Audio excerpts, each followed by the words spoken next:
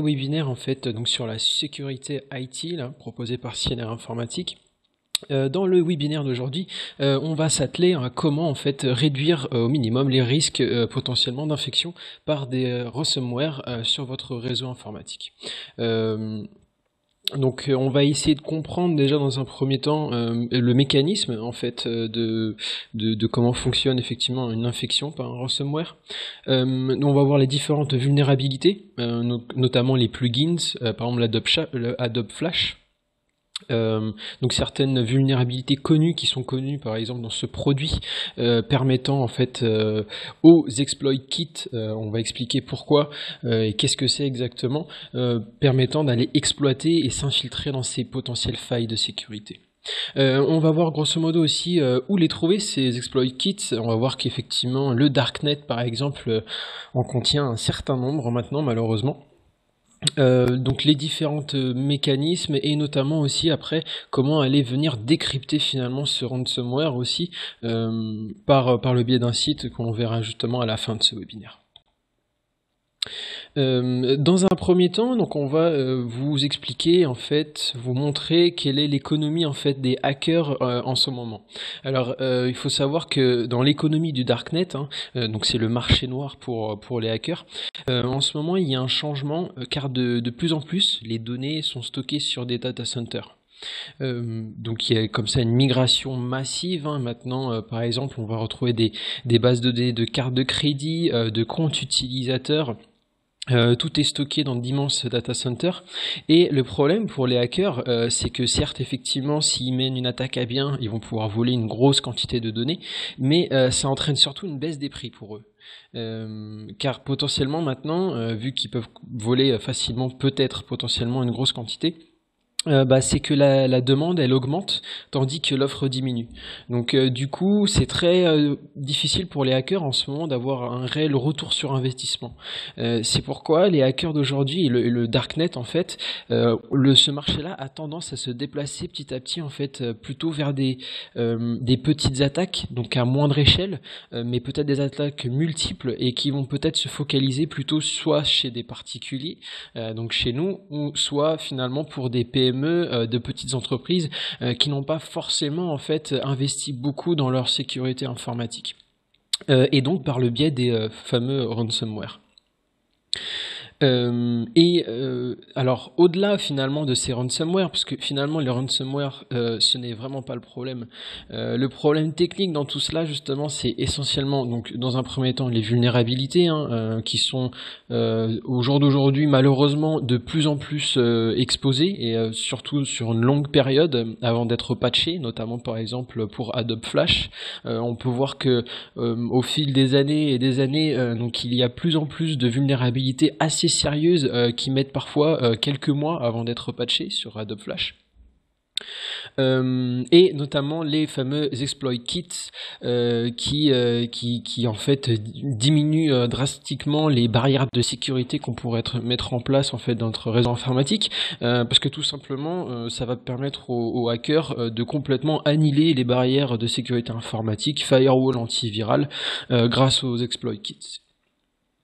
Et on peut prédire effectivement à l'avenir peut-être potentiellement les nouvelles générations de ransomware qui vont très certainement dans le futur se focaliser plutôt sur une industrie bien spécifique en particulier. Par exemple, donc ils vont lancer des ransomware vers une certaine entreprise, vers un certains secteurs d'activité pourraient potentiellement encore causer plus de dégâts ou après ça peut être des cibles spécifiques telles une application ou un certain service pour essayer vraiment d'impacter au maximum cette application par exemple. Alors, déjà dans un premier temps, pourquoi les ransomware vont-ils affecter votre business et notamment vous faire perdre de l'argent?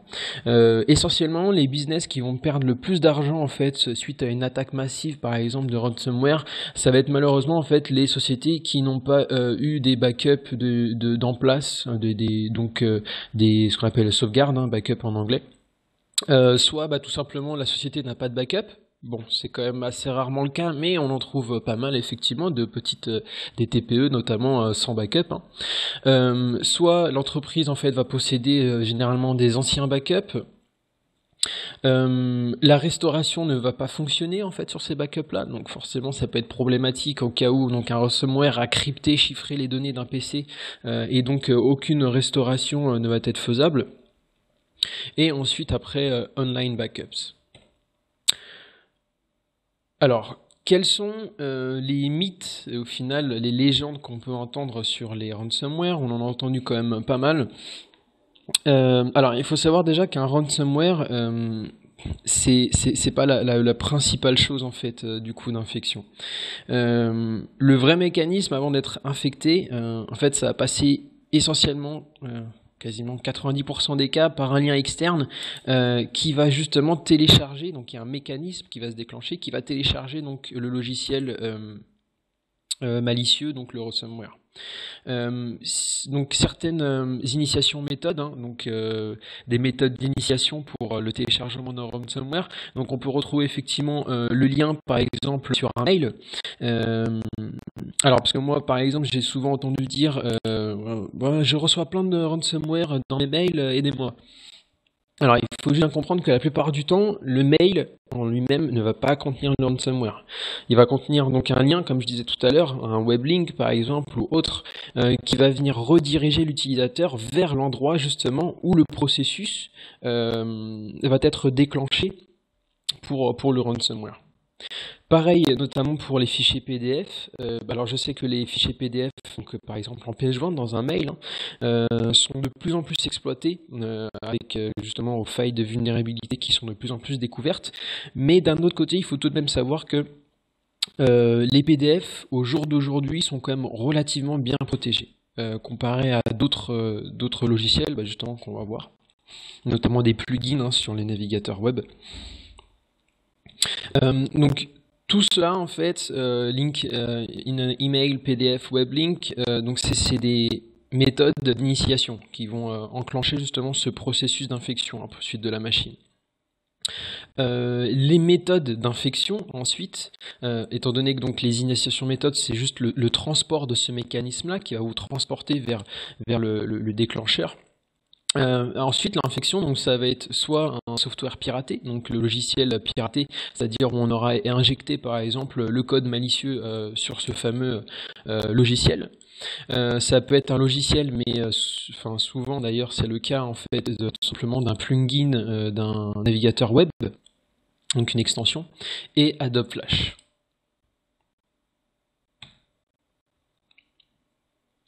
Donc on va voir effectivement le cas, par exemple, d'un logiciel qui a été piraté. La première manière en fait, donc là on va s'atteler à voir comment en fait, là le but du jeu ça va être j'ai envie de me faire infecter par un ransomware. Alors la première méthode donc c'est le logiciel infecté. Les logiciels infectés essentiellement on va les retrouver en fait sur les databases de torrent. Ils misent beaucoup essentiellement là-dessus, donc ça va toucher effectivement les particuliers par exemple qui vont télécharger des films, des logiciels, de la musique sur les sites databases de torrent comme par exemple Kickass-Torrent ou Pirate Bay. Malheureusement, le problème, c'est que dans les sociétés aussi, on se retrouve avec des employés qui téléchargent aussi des fichiers torrent, donc des fichiers peut-être même illégaux dans l'enceinte même de la société. Donc ça, déjà, dans un premier temps, c'est problématique. Et donc suite à de ce téléchargement-là, par exemple si vous téléchargez un film, bien entendu vous allez lancer le film, alors même que probablement il ne fonctionnera pas, et c'est à ce moment-là que le processus d'infection de la machine va commencer. Le biais en fait en réalité de votre lecteur vidéo, c'est ça qu'il faut comprendre effectivement. C'est pas vraiment le trojan en lui-même par exemple qui va commencer à infecter la machine, parce que globalement il pourrait être en réalité facilement détecté par votre antivirus par exemple, même l'antivirus d'un particulier, mais il va passer justement par un code malicieux en fait qui est injecté dans ce fichier-là et qui va passer en réalité par la vulnérabilité de votre, par exemple, lecteur vidéo ou autre software. Passons maintenant aux autres processus d'infection, ça va être les plugins. On a vu la semaine dernière effectivement donc cette échelle-là, on peut voir en ordonnée le risque et puis ensuite en abscisse le temps. Ça c'est tout simplement, par exemple, comme une nouvelle vulnérabilité a été découverte sur un quelconque logiciel. Donc en noir, la puce noire, vous pouvez voir effectivement, donc ça c'est la découverte à ce moment-là de la vulnérabilité. La puce rouge, on peut voir que peu de temps après, donc il commence à avoir une exploitation massive finalement en réalité de cette vulnérabilité.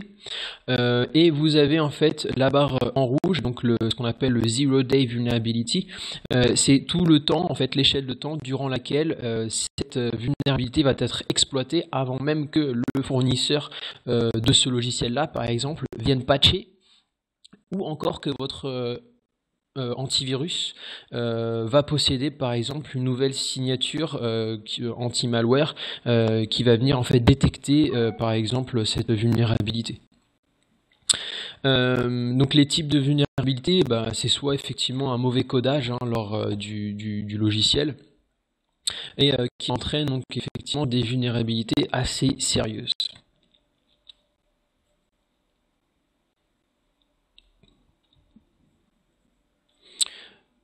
Alors, les différentes méthodes, effectivement, donc par exemple pour infecter un navigateur web ou infecter des extensions, la première méthode pour le hacker, tout simplement, ça va être d'essayer de distribuer des extensions.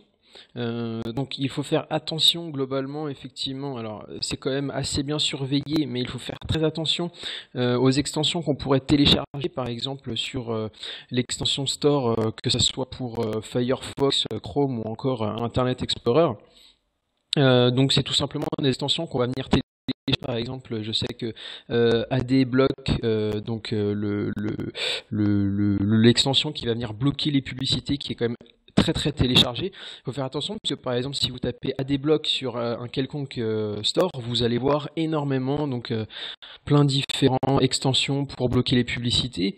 Le problème dans cela, donc si vous téléchargez les premiers qui ont été les plus téléchargés, certes, effectivement, ils vont être potentiellement sécurisés étant donné que plein de monde les a téléchargés, mais si jamais vous descendez en bas de cette liste, vous allez voir effectivement peut-être des AD bloqueurs assez mystérieux qui auraient pu être potentiellement distribués par un hacker qui aurait injecté donc le code malicieux, le ransomware dedans. Et la deuxième méthode, bien entendu, pour infecter en fait des plugins, c'est l'exploitation en fait des vulnérabilités tout simplement. Alors, au niveau des plugins, donc les deux principales méthodes d'infection, c'est ni plus ni moins Adobe Flash et Silverlight.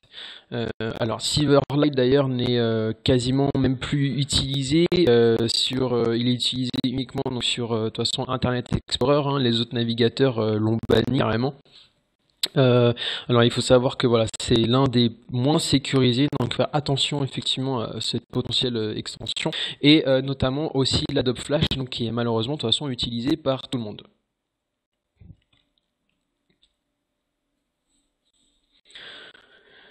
Alors, donc il y a plusieurs méthodes effectivement. Donc la première en fait c'est par exemple le hacker qui va venir rebundeler en fait cette extension, le Adobe, c'est pas forcément une extension, mais le Adobe Flash Player en injectant du code à l'intérieur. Donc ça c'est la première méthode, où ils peuvent aussi en fait injecter du code au moment où vous allez appuyer par exemple sur le bouton lecture, au moment de lire une vidéo ou un contenu sur un site web. Donc voilà, c'est soit il va repackager ça et vous le faire télécharger en quelque sorte, donc on va voir comment, ou soit en fait il va tenter plutôt au moment où vous allez lancer de votre côté le Flash Player, vu que c'est le site web en réalité qui vous demande de lancer le Flash Player, c'est à ce moment-là qu'il va essayer d'exploiter les potentielles vulnérabilités de votre Flash. La première méthode donc, qui consiste à repacker finalement le Flash Player et vous le donner, donc ensuite c'est vous le distribuer effectivement sous la forme d'une mise à jour de votre player. Cela va tout simplement passer par un site contrefait, bien entendu. Donc ce site contrefait qui va ressembler à trait pour trait à l'original, donc au site Adobe Flash Player pour les mises à jour officielles, en réalité bien c'est pas le bon flash. Potentiellement, vous allez le télécharger, l'installer et vous dire qu'il fonctionne correctement. Mais en réalité, bien entendu, le mal a été fait et le code a été déjà injecté dedans. Alors, pour prémunir effectivement de tomber sur ce genre de site contrefait, alors vous avez plusieurs choses à votre disposition. Là, ça passe aussi néanmoins par alors des sécurités que vous avez mis en place. Donc, ça peut être au niveau firewall, serveur proxy, l'histoire de bannir un maximum de sites, par exemple contrefaits. Mais ça va être passé aussi par une éducation finalement des utilisateurs, c'est-à-dire leur dire tout simplement par exemple l'URL, de faire attention à l'URL, d'essayer de leur donner déjà, leur dire bon bah voilà, si vous voulez télécharger un nouveau Flash Player, par exemple, si jamais c'est les utilisateurs qui ont à faire cette action, vous leur dites bah, l'URL c'est ça, et attention, toute autre URL qui n'est pas scrupuleusement celle-ci, c'est à bannir, à proscrire. Notamment aussi voir le certificat SSL là-dessus, voir effectivement donc l'ouvrir, regarder les informations du certificat SSL et potentiellement tout simplement voir si le certificat SSL correspond bien donc au site officiel d'Adobe. Donc ensuite, on avait dit qu'effectivement, c'est les vulnérabilités, donc l'autre méthode du hacker pour venir finalement infecter votre Flash Player. Ça va être par le biais des vulnérabilités qui sont découvertes au fil du temps. Donc là, vous avez effectivement des tableaux qui résument les vulnérabilités qui sont découvertes en 2014, 2015 et là les dernières vulnérabilités découvertes en 2016. Alors que vous pouvez voir que depuis le début de 2016, donc par exemple pour le Flash Player, on est déjà à 148 vulnérabilités. Donc ce qui fait quand même déjà pas mal effectivement. Avec des vulnérabilités vraiment sérieuses, donc qui sont référencées en fait, qui sont classifiées par les CVE systématiquement. Et donc c'est l'exploitation finalement de ces vulnérabilités qui vont déclencher donc le fameux processus ensuite du ransomware par derrière, donc qui va venir chiffrer les données du poste en question et les fichiers notamment. Alors savoir ces vulnérabilités, donc il faut comprendre que du coup elles vont être exploitées par la simple ouverture par exemple d'une image ou d'une simple vidéo ou un simple contenu web qui viendrait en fait déclencher donc le fameux Flash Player. Donc voilà, ça en fait ça va être la liste. Là on peut voir la liste donc tout simplement qui résume les différentes vulnérabilités sérieuses qui ont été découvertes. Donc là une notamment en 2016, les suivantes aussi en 2015. Donc celles de 2015 ont été probablement patchées, quoique des fois finalement ça a beau être patché par l'éditeur, mais la vulnérabilité reste tout de même présente. Alors peut-être moins facile à attaquer, mais toujours présente. Donc parmi ces vulnérabilités en fait sérieuses, donc ça peut être pour différents effectivement logiciels ou différents langages répandus sur Internet. Donc on a dit Adobe Flash, mais ça peut être aussi tout simplement du JavaScript, un code source d'un site web, du HTML ou n'importe quoi d'autre. Et donc ces vulnérabilités sérieuses, justement, pour les hackers, ils vont les rassembler. Ils vont essayer de rassembler un maximum en fait de vulnérabilités sérieuses, connues, qui n'ont pas forcément été patchées ou même patchées, pourquoi pas. On peut toujours essayer de tenter. Et ils vont les rassembler. Tout ce contenu va être rassemblé donc dans un exploit kit. Donc ça va permettre à n'importe quel hacker du coup, grâce à cet exploit kit, ça va lui permettre facilement en fait de déclencher les vulnérabilités qu'il essaye d'attaquer. Et le principe, donc, ces kits en fait vont tenter de passer au travers donc certaines failles de sécurité bien connues en un minimum de temps, en lançant plusieurs centaines en fait de requêtes en quelques secondes, jusqu'au moment où l'exploit kit effectivement arrive à passer au travers. Donc certains exploit kits, on peut citer par exemple Angler, donc c'est ce qu'on va voir ici, et bien d'autres ensuite que de toute façon vous pouvez retrouver sur le Darknet. Voilà, par exemple, on peut citer CrimePack, donc qui est un exploit kit trouvable là, c'est typiquement un site qu'on peut trouver sur le Darknet, donc Anza. Anda, donc c'est tout simplement un site d'e-shopping. Hein, c'est du shopping électronique dans le darknet pour acheter des exploit kits. On peut voir d'ailleurs que le prix potentiellement il est de 1,10 $ pour cet exploit kit, donc c'est vraiment super cheap, vraiment peu cher. Mais avant de pouvoir exploiter en fait cet exploit kit pour le hacker, il faut tout de même passer quand même pas mal de temps, il faut le comprendre, donc c'est pas non plus à la portée de n'importe qui, bien entendu.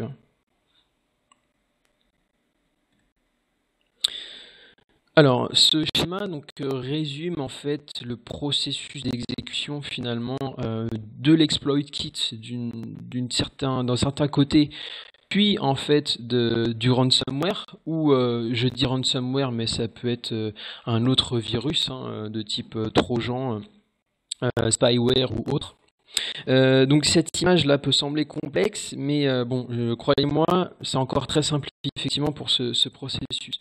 De toute façon, le but c'est pas bien entendu de comprendre en fait en profondeur le mécanisme, mais c'est plutôt de vous donner une idée de comment en fait fonctionne le ransomware.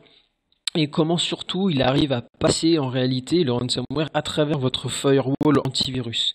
Parce que c'est ça finalement le point critique. Parce que sinon autrement, si le hacker vous délivrait comme ça en one shot le malware, il se ferait très probablement en fait tout de suite détecté par l'antivirus ou le firewall en question.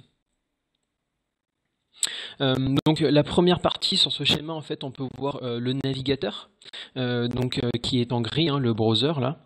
Donc ça, c'est le navigateur web, et avec le processus de déclenchement en fait de l'exploit kit qui va venir attaquer en fait les différentes vulnérabilités qu'il aurait découvertes en fait, par exemple sur le Adobe Flash Player. Et ensuite, dès que cette vulnérabilité a été découverte, à ce moment-là, donc en fait, il va avoir le nouveau processus d'exécution qui va être en fait l'exécution tout simplement du code malicieux qui est le ransomware par exemple. Donc on peut voir qu'effectivement là sur la fenêtre grise, comme vous pouvez le voir, vu que la fenêtre grise correspond essentiellement en fait au processus d'exécution de l'exploit kit, essentiellement le ransomware va y jouer quasiment une part minime en fait dans le processus d'infection et de transport finalement du logiciel infecté. Ça va être essentiellement l'exploit kit justement qui va venir infecter votre machine. Donc là, par exemple, on peut citer les exploit kit Angler, donc qui va contenir un certain nombre finalement de vulnérabilités assez sérieuses, connues, qui va être déclenché donc au moment d'une lecture, par exemple, d'un contenu vidéo, par exemple sur BBC News. À ce moment-là, dès que vous allez en fait déclencher cette vidéo avec votre potentiellement par exemple flash player infecté, à ce moment-là, donc le flash player, bien entendu, lui, il va pouvoir passer au travers de votre firewall antivirus. Et c'est à ce moment-là en fait que le exploit kit va venir s'infiltrer à ce moment-là et venir donc lancer un très grand nombre de requêtes en fait sur les vulnérabilités déjà connues du flash player. Mais on peut voir que cette fenêtre est quand même assez courte. Parce que effectivement c'est uniquement dans l'exécution de cette vidéo, au moment de l'exécution, où là le exploit kit va tenter en quelques secondes en fait d'exploiter ces failles de vulnérabilité avant que cette fenêtre se referme.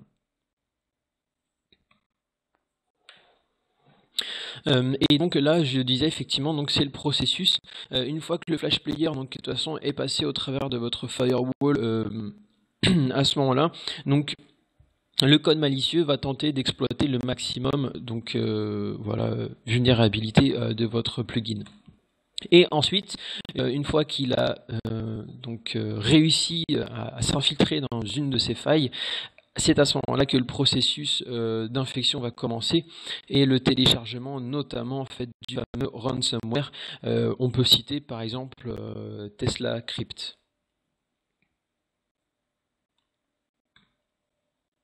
Donc voilà, on peut voir maintenant dans ce schéma-là, donc dans un premier temps, il y a la colonne des vulnérabilités. Ensuite, il y a l'étape de l'exploit qui va venir exploiter ces vulnérabilités. Ensuite, on a la méthode en fait de transport pour venir directer ce poste. Donc là, on est dans une situation en fait de malvertising. C'est tout simplement l'affection en fait d'un poste par en fait les publicités ou d'un contenu d'un site web qu'on pourrait retrouver.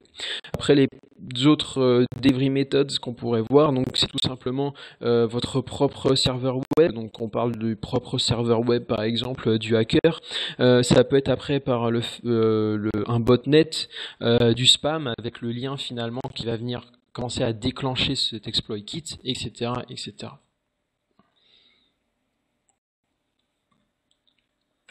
Darknet Marketplace, donc ça c'est le marché noir, hein, le fameux Darknet en fait où se recensent tous les hackers.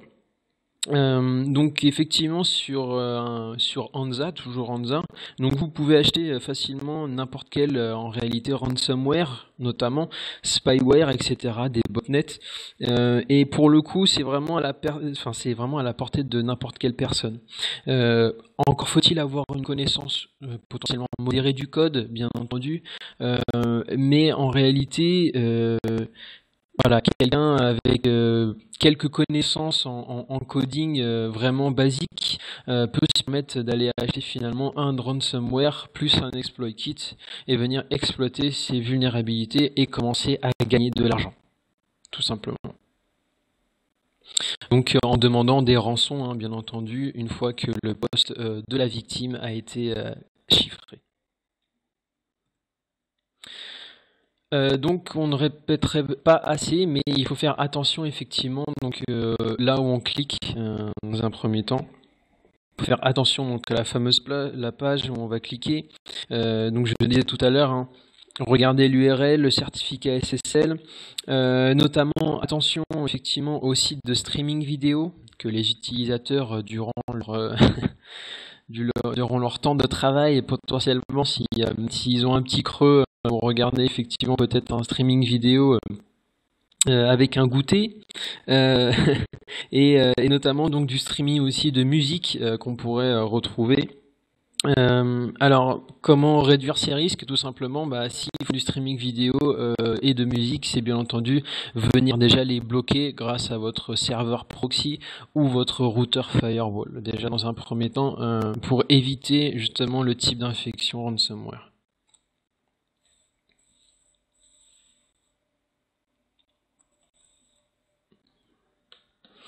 Et de toute manière, donc une fois que vous êtes infecté, vous êtes peut-être dans votre expérience, si vous avez déjà subi potentiellement des postes qui ont été infectés par un ransomware, donc généralement vous tombez sur une fenêtre comme ça, vous disant effectivement que vos fichiers personnels ont été donc chiffrés. Et donc ensuite le hacker vous demande de créer effectivement un compte après sur un compte Bitcoin pour venir en fait lui donner de l'argent sous forme de Bitcoin. Alors, il faut savoir que ces ransomware en réalité peuvent être déchiffrés même si vous ne possédez pas la clé. Alors, donc, qu'est-ce qui se passe? Déjà, qu'est-ce qu'un chiffrement? Donc, c'est tout simplement un algorithme qui se met en place au niveau, par exemple, d'un code source, au niveau du code source d'un logiciel, qui va venir donc chiffrer ces données en fait, avec un certain algorithme qui rendra ce type de fichier illisible, étant donné que vous n'allez pas pouvoir déchiffrer en fait ce fichier. Pour normalement le processus en fait pour venir déchiffrer un fichier, par exemple s'il a été chiffré avec de l'AES ou autre méthode de chiffrement, encore que l'AES en fait il est considéré comme étant inviolable de nos jours, mais avec peut-être d'autres méthodes de chiffrement plus basiques, il va falloir une clé. Cette clé va vous permettre en fait de venir déchiffrer tout ce contenu. Alors il faut savoir que certains sites web, notamment on peut citer id-ransomware.warehunterteam.com, est un site en fait qui va vous donner les clés justement pour pouvoir, alors pas les clés justement vu que vous ne l'avez pas, mais qui va vous aider finalement à venir déchiffrer par exemple un fichier. Donc potentiellement si votre par exemple, société a été attaquée, que vous avez vraiment certains fichiers qui sont critiques, qui vont vous faire par exemple perdre beaucoup d'argent, vous pouvez demander à cette team, donc c'est des équipes en fait qui aident comme ça. Alors c'est soit gratuit, tout dépend après du type de fichier, donc soit payant et généralement c'est pas vraiment grand chose. Celui-là en fait est essentiellement gratuit, après ça marche sous forme de don, donc si votre fichier a été déchiffré, vous pouvez leur faire un petit don, l'histoire de leur faire vivre tout simplement.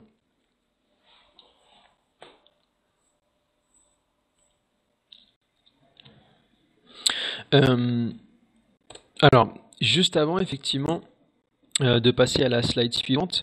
Alors comment, parce que j'ai dit qu'effectivement il ne pouvait pas déchiffrer en fait de toute façon un fichier si vous n'avez pas la clé justement de chiffrement.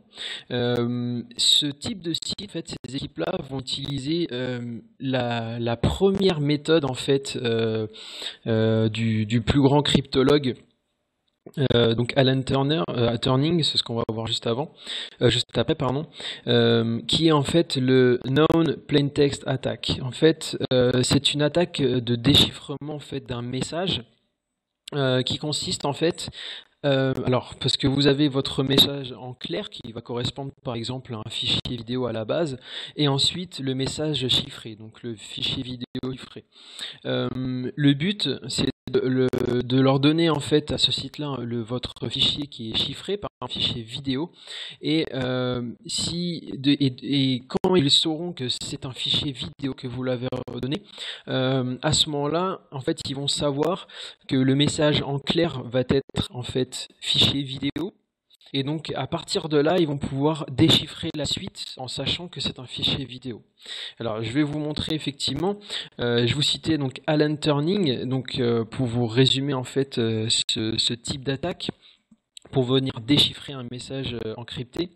Donc je vous disais, c'est le Known Plain Text Attack. Donc et c'est le plus grand des plus grands cryptologues en fait, un des premiers, donc qui est Alan Turing, qui en fait a craqué tout simplement la machine Enigma, donc la machine qui était utilisée pendant la Seconde Guerre mondiale par les nazis pour les communications en fait des troupes, et notamment pour les bulletins météo. Donc en fait pendant la Seconde Guerre mondiale, donc pendant la guerre, les nazis en fait s'envoyaient communiquer en fait les bulletins météo, notamment par exemple pour les bombardements par avion, etc. Et ces bulletins météo en fait étaient systématiquement chiffrés par la machine Enigma. Et c'est Alan Turing donc qui a réussi finalement à craquer cette machine et à venir déchiffrer ce code grâce justement au Non-Plain Text Attack. Donc l'attaque en texte clair, et il a permis en fait de déchiffrer ces messages codés. Tout simplement, c'est parce que par exemple certains officiers nazis lors de leur bulletin météo avaient toujours une première phrase par exemple qui était toujours la même. Alors par exemple il y avait soit des messages officieux, ça peut être un simple bonjour, ou tout simplement je sais qu'en Afrique il y avait un officier notamment qui terminait par exemple ses bulletins quand il n'y avait rien à signaler, il mettait rien à signaler. Et Alan Turing, il s'est basé en fait sur un bout de ce message chiffré qui était systématiquement le même. Et dès qu'il savait en fait que ce bout de message chiffré correspondait par exemple au mot bonjour, à ce moment-là, en fait, grâce à cela, il a pu déchiffrer en fait la suite du message chiffré. Alors, je vous conseille un excellent film en fait, de Imitation Game avec Benedict Cumberbatch, justement qui explique cette méthode cette attaque justement pour venir déchiffrer un message. Alors ça c'est pas pour la culture générale effectivement, mais plutôt pour vous dire que le site web que je vous ai montré juste avant justement utilise cette méthode de déchiffrage. Donc en réalité, ça c'est pour un peu vous sauver la vie effectivement si jamais vous avez des fichiers critiques qui ont été chiffrés. Voilà, je vous invite à aller voir ce site. Vous avez de toute façon après des tutoriaux, ils vous expliquent effectivement facilement comment venir Euh, donc déchiffrer ensuite ce message. Euh, voilà. Pour résumer, effectivement, pour ce webinaire d'aujourd'hui, donc il faut faire attention à ce que font déjà vos utilisateurs sur l'enceinte du réseau. Donc on avait cité les premières méthodes d'infection qui sont potentiellement les sites web de torrent. Ensuite, de faire attention effectivement à tout ce qui est plugin de navigateur web, notamment le Flash Player. Alors mettez-le à jour. C'est vraiment un conseil que je pourrais vous donner systématiquement, le mettre à jour le plus rapidement possible, systématiquement. Ça passe aussi donc par l'éducation des utilisateurs, donc bloquer les sites web de torrent ou de streaming vidéo, mais notamment les éduquer sur le téléchargement de plugins, sur les ransomware, justement pour éviter ce type d'infection. Donc voilà, le webinaire d'aujourd'hui touche à sa fin, pardon. Si vous avez des questions, donc vous pouvez envoyer cela à support@cnrinformatique.com. Notamment, alors ce webinaire sera uploadé donc sur notre chaîne YouTube CNR Informatique, dans lequel j'insérerai aussi le lien vers le webinaire anglais qui a été fait par Marino, un sales engineer de chez Kerio. Notamment dans ce webinaire-là, vous avez des vidéos d'un développeur vous montrant effectivement comment déchiffrer vos fichiers chiffrés grâce au site web que je vous ai montré juste avant. Donc merci d'avoir participé à ce webinaire. Alors sachez que le prochain webinaire, alors ça sera pas forcément la semaine prochaine, mais plus tard, donc peut-être après les grandes vacances, plutôt pour la rentrée, on va avoir un webinaire sur Kerio Cloud. Donc parce que Kerio Connect maintenant existe en cloud effectivement. Kerio a racheté des data centers, donc a lancé son propre cloud dans lequel vous pouvez acheter notamment des serveurs dédiés. Vraiment un excellent coût, même niveau comparatif à du Outlook Apps ou notamment du Office 365. Donc de toute façon, vous recevrez certainement un emailing vous invitant donc pour le prochain webinaire qui sera très certainement sur le cloud. Donc voilà, encore merci d'avoir participé.